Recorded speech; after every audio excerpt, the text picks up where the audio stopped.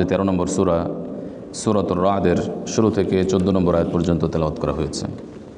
Ra'ad শব্দের অর্থ বজ্র, বিজলি, অর্থাৎ আল্লাহ রাব্বুল আলামিনের সমস্ত সৃষ্টি, এমনকি বিজলি, বজ্র সব কিছুই আল্লাহ তাআলা তাসবিহ পাঠ করে, মহিমা বর্ণনা করে। প্রত্যেকে নিজ নিজ অবস্থান থেকে নিজ নিজ পদ্ধতিতে আল্লাহর মহিমা, ইবাদত, বন্দেগীতে রত। এই বিষয়টি যেমন সূরা বনী ইসরাঈলে উল্লেখ করা হয়েছে, আজকে তেলাওয়াতকৃত আয়াতের 13 নম্বর আয়াতে উল্লেখ করা হয়েছে, এবং এর উপর ভিত্তি করে সূরা নামকরণ করা হয়েছে সূরাতুর রাদ। মূলত এই সূরাতে আল্লাহ রাব্বুল আলামিন তার বিভিন্ন নিয়ামত এবং আল্লাহ রাব্বুল আলামিনের গুণাবলী, তার পরিচয় উল্লেখ করেছেন। সূরার শুরুতে আল্লাহ রাব্বুল আলামিন ইরশাদ করছেন, আলিফ লাম মিম র তিলকা আয়াতুল কিতাব।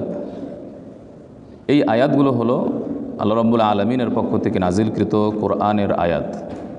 সুতরাং আপনার উপর আল্লাহ রাব্বুল আলামিনের পক্ষ থেকে যে প্রত্যাদেশ করা হয় সেটি সত্য, যেই আয়াতগুলো নাজিল করা হয় সেটি সত্য, ভুল হওয়ার, মিথ্যা হওয়ার, বাতিল হওয়ার সম্ভাবনা কখনোই নেই। অতএব সমস্ত মানুষের উচিত এই আয়াত তথা কোরআনের উপর বিশ্বাস স্থাপন করে কোরআনকে গ্রহণ করা, কোরআন অনুযায়ী আমল করা এবং ইসলাম মোতাবেক জীবন পরিচালিত করা। কিন্তু এরপরেও কিছু মানুষ আছে যারা আল্লাহর হুকুম লঙ্ঘন করে এবং কোরআনকে অবিশ্বাস করতে চায়। ওয়ালাকিন্না আকসারুন নাসি লা ইউমিনুন, কিন্তু তারা অনুধাবন করতে পারে না, অধিকাংশ মানুষই কোরআনের প্রতি বিশ্বাস স্থাপন করে না। যে মহান সত্তা সব কিছু সৃষ্টি করেছেন, মাখলুকের সমস্ত কল্যাণের ব্যবস্থা করেছেন, সেই মহান সত্তারই ইবাদত বন্দেগী করা চাই। আল্লাহ তাআলা নিজের পরিচয় দিচ্ছেন, আল্লাহুল্লাযী রাফা'a আস-সামাওয়াতি বিগাইরি আমাদ। আল্লাহ রাব্বুল আলামিন আসমানকে সমুন্নত করেছেন কোনো পিলার, খুঁটিবিহীন, খুঁটি অথবা পিলারবিহীন আসমানকে সমুন্নত করেছেন। তারাউনাহা, যা তোমরা দেখতে পাও, তোমাদের সহজে দৃষ্টিগোচর হয়। সুবিশাল এই সৃষ্টি আসমান আল্লাহ তাআলা কীভাবে খুঁটিবিহীন সমুন্নত করে রেখেছেন, এটি আল্লাহ তাআলার অপার মহিমা এবং কুদরত। তিনি আরশে সমাসীন, যিনি চন্দ্রকে, সূর্যকে মানুষের জন্য নিয়োজিত করে রেখেছেন।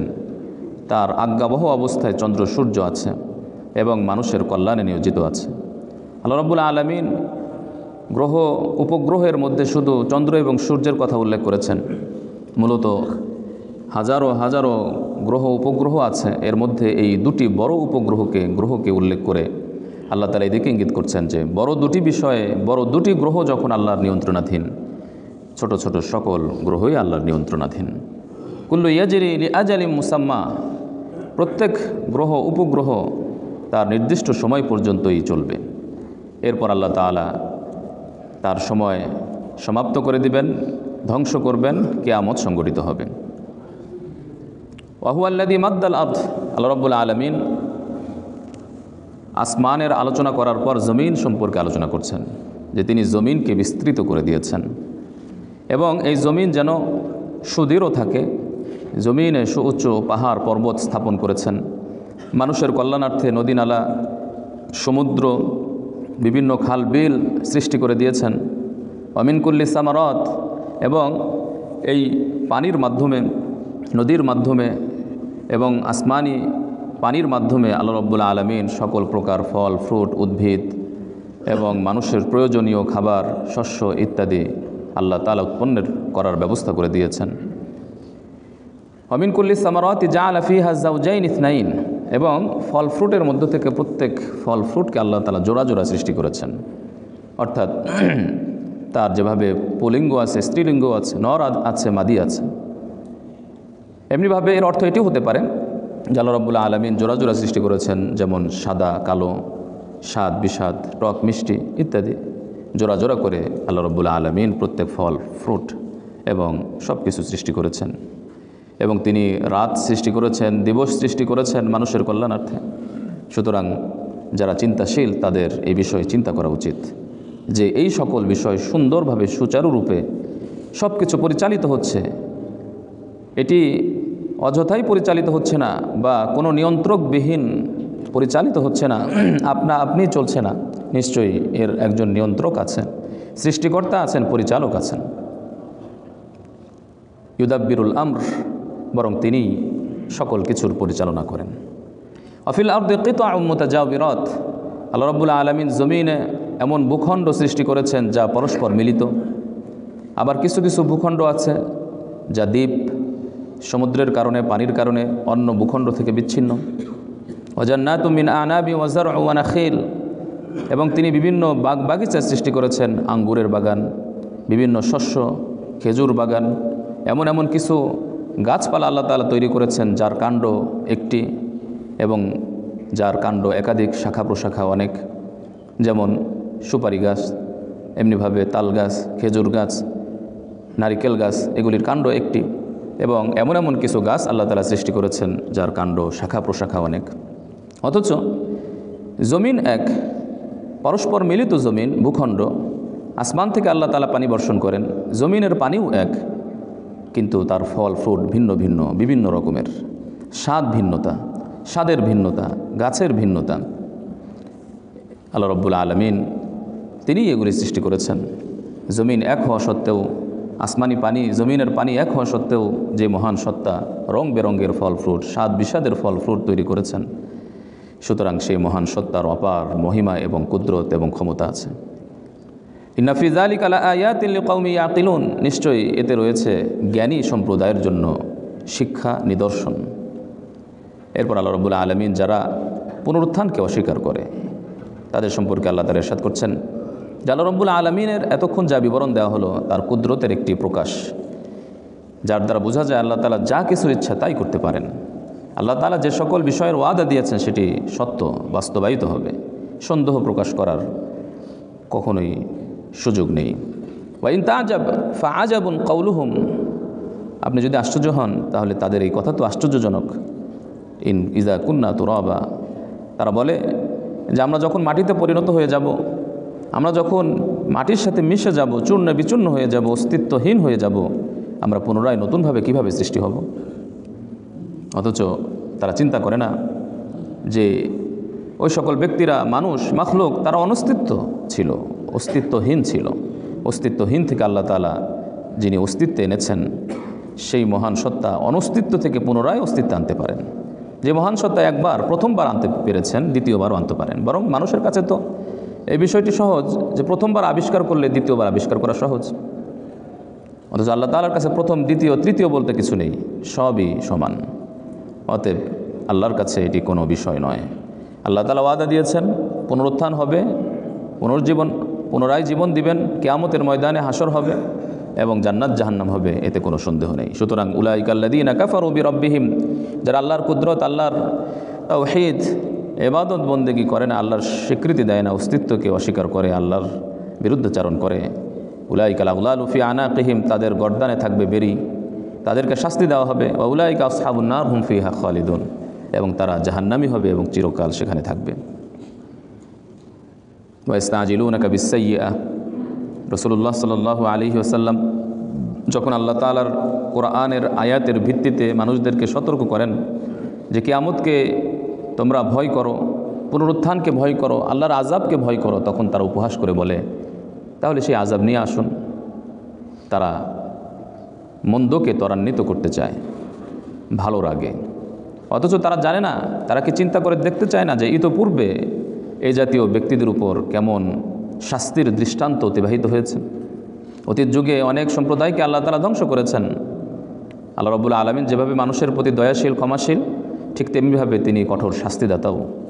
অতএব আল্লাহর রহমতের আশা তখনই করা সম্ভব হবে যখন আল্লাহর হুকুম মোতাবেক আল্লাহর আনুগত্য করা যাবে। আল্লাহর আনুগত্য, আল্লাহর হুকুম মোতাবেক চলার মাধ্যমেই প্রকৃতপক্ষে আল্লাহর আযাব থেকে বাঁচা যাবে এবং তার অনুগ্রহ এবং ক্ষমা পাওয়া যাবে। এরপর আল্লাহ রাব্বুল আলামিন আরও কিছু তার গুণাবলী উল্লেখ করেছেন।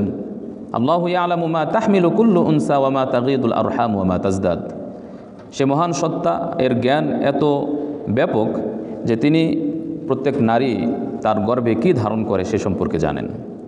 অর্থাৎ তার গর্ভে ছেলে না মেয়ে, সে ছেলে হলে বা মেয়ে হলে তারা কেমন হবে, চরিত্রবান হবে নাকি তারা চরিত্রহীন হবে, তাদের আয়ু কেমন হবে, সব কিছু আল্লাহ তাআলা জানেন।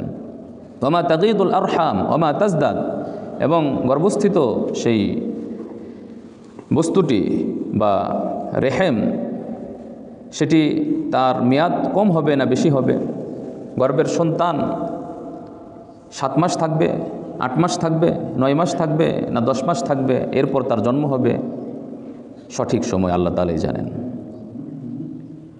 ফাকুল্লু শাইইন ইনদাহু বিমিকদার, প্রত্যেকটি বস্তু আল্লাহ তাআলার কাছে তার পরিমাপ রয়েছে, প্রত্যেক বস্তুর পরিমাপ আল্লাহর কাছে আছে। তিনি গায়েব সম্পর্কে জানেন, দৃশ্য সম্পর্কে জানেন। কোনো ব্যক্তি যদি অনুচ্চ স্বরে কথা বলে, মনে মনে চিন্তা করে, তাও জানেন। কোনো ব্যক্তি যদি উচ্চ স্বরে কথা বলে, উঁচু আওয়াজে কথা বলে, তাও জানেন। আমান হুয়া মুস্তাকফিম বিল্লাইল, কোনো ব্যক্তি যদি রাত্রে আত্মগোপন করে থাকে, তাও তিনি জানেন। ওয়াসারিবুম বিন নাহার, আর কোনো ব্যক্তি যদি দিনের বেলায় প্রকাশ্যে চলাফেরা করে, আল্লাহ তাআলা তার সম্পর্কেও জানেন। আল্লাহ তাআলা মানুষের কল্যাণার্থে ফেরেশতা নিযুক্ত করে রেখেছেন বিপদ আপদ থেকে রক্ষা করার জন্য। তবে এর অর্থ এটি নয়, কোনো ব্যক্তি মনে করতে পারে যে যেহেতু ফেরেশতা আছে, হাদিসেও এসেছে দিনের বেলা কিছু ফেরেশতা থাকে, তারা চলে যায়, সন্ধ্যার সময় আবার রাত্রিবেলার ফেরেশতারা এসে যায়, এবং ফেরেশতারা মানুষের বিভিন্ন বিপদ আপদ থেকে রক্ষা করেন, যাদেরকে হাফাজা বলা হয়। এর কারণে কিছু মানুষের সন্দেহ হতে পারে যে আল্লাহ তাআলা যেহেতু আমাদের রক্ষার জন্য ফেরেশতা নিযুক্ত করেছেন, তাহলে আমরা যদি গুনাহ করি, অপরাধ করি, তাহলে তারাও সম্ভবত আল্লাহর আযাব থেকে আমাদেরকে রক্ষা করবেন। এটি ভুল। এই ভুল ধারণা আল্লাহ রাব্বুল আলামিন এখানে উল্লেখ করেছেন যে এটি ঠিক নয়, যে ইন্নাল্লাহা লা ইউগাইয়িরু মা বিকাউমিন হাত্তা ইউগাইয়িরু মা বিআনফুসিহিম। জেনে রাখো, আল্লাহ তাআলা কোনো সম্প্রদায়, কোনো মানুষের অবস্থা ততক্ষণ পর্যন্ত পরিবর্তন করে না যতক্ষণ পর্যন্ত মানুষেরা নিজেরা নিজেদের অবস্থা পরিবর্তন না করে। কোনো মানুষ যদি, কোনো সম্প্রদায় যদি আল্লাহর বিধান লঙ্ঘন করে নিজেদের অবস্থা পরিবর্তন করে, তাহলে আল্লাহ তাআলা তাদের অবস্থা পরিবর্তন করে দেন এবং তাদের উপর আযাব দেন। কোনো সম্প্রদায় যদি নিজেদের অবস্থাকে ভালো করে, প্রকৃতপক্ষে যারা আযাবের উপযুক্ত ছিল কিন্তু নিজেদেরকে সংশোধন করার কারণে আল্লাহ তাআলা তাদেরকে সেই আযাব থেকে রক্ষা করেন। তো বোঝা গেল মানুষের কর্মফলের সাথে আল্লাহর আযাব মিলিত। যদি মানুষ নিজের খারাপ কর্মফল, খারাপ কাজ করে, তাহলে তার কর্মফল খারাপ হবে, আর মন্দ করলে, ভালো কর্মফল হবে। এরপর আল্লাহ রাব্বুল আলামিন সেই কথা উল্লেখ করেছেন যে তিনি বিজলি দেখান এবং তোমাদের জন্য মেঘমালা সঞ্চার করেন। বিজলি, বজ্র আল্লাহ তাআলার মহিমা বর্ণনা করে, তাসবিহ পাঠ করে, এবং ফেরেশতারাও আল্লাহ তাআলার তাসবিহ পাঠ করে। এভাবে আল্লাহ তাআলার অসংখ্য গুণাবলী উল্লেখ করার পর পরিশেষে আজকে তেলাওয়াতকৃত আয়াতের 14 নম্বর আয়াতে আল্লাহ তাআলা বলছেন, যে মহান সত্তা এত কিছু সৃষ্টি করেছেন, লাহু দাওয়াতুল হক, সুতরাং তার জন্যই সঠিক এবাদত, অর্থাৎ তিনিই সঠিক এবাদতের উপযুক্ত, তিনিই আহ্বানের উপযুক্ত, তাকেই ডাকতে হবে, তাকে ছাড়া আর কাউকে ডাকা যাবে না। আর আল্লাহ ব্যতীত যাদেরকে মানুষ ডাকে, এবাদত করে, প্রকৃতপক্ষে তারা সৃষ্টিকর্তা নয়, বরং তারাই সৃষ্ট, বরং তারা নিজেরা কোনো কথার জবাব দিতে পারে না, কোনো ভালো করতে পারে না, মন্দ করতে পারে না। তাদের দৃষ্টান্ত হলো এমন বিশাল একটি কূপ, যে কূপের পানি খুব নিচে আছে। এখন কোনো ব্যক্তি যদি হাত বাড়ায় সেই কূপ থেকে পানি আনার জন্য, সে পানি আনতে পারবে না।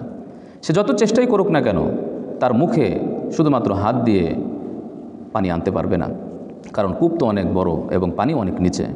এটা যেভাবে অসম্ভব বিষয়, ঠিক তেমনিভাবে যারা আল্লাহ ব্যতীত অন্যের ইবাদত করে, তারা কখনোই তাদের ডাকে সাড়া দিতে পারবে না, এটিও তাদের জন্য অসম্ভব বিষয়। এভাবে আল্লাহ রাব্বুল আলামিন একটি দৃষ্টান্তের মাধ্যমে বুঝিয়ে দিয়েছেন, আমা দুআউল কাফিরিনা ইল্লা ফি দালাল। আর যারা কাফের, তাদের দোয়া, তাদের আহ্বান, তাদের ইবাদত, এটি ব্যর্থ হওয়া ছাড়া কিছুই হবে না। আল্লাহ ব্যতীত যারা অন্যের ইবাদত করে, তাদের ইবাদত ব্যর্থ হয়ে যাবে, তাদের ইবাদত কোনো কাজে আসবে না। সুতরাং ইবাদত কাজে আসবে যদি আমরা আল্লাহর ইবাদত করি, আল্লাহর একাত্মবাদ অনুযায়ী চলি এবং তার হুকুম আহকাম মোতাবেক চলি। আল্লাহ তাআলা আমাদের সকলকে আমল করার তৌফিক দান করুন, আমিন।